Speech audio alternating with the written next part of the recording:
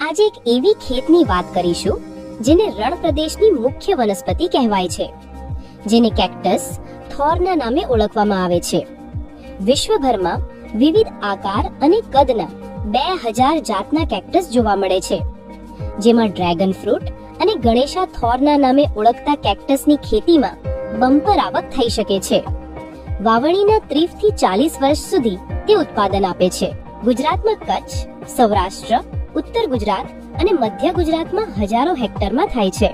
1 હેક્ટરમાં ખેતીમાં કલમ, થાંભલા, ડ્રીપ અને મજૂરી સહિત પ્રથમ વર્ષનો કુલ ખર્ચ 6 થી 8 લાખ થાય છે.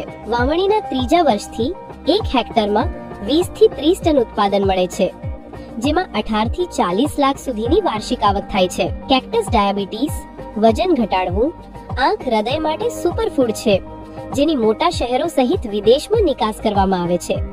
ગમે તે જમીનમાં ઓછા પાણી અને ઓછી મંજૂરીએ થોરની ખેતી થઈ શકે છે. ત્યારે ખેડૂતો માટે આશીર્વાદ સમાન આ ખેતી અંગે તમારું શું કહેવું છે તે કોમેન્ટમાં જરૂર જણાવો.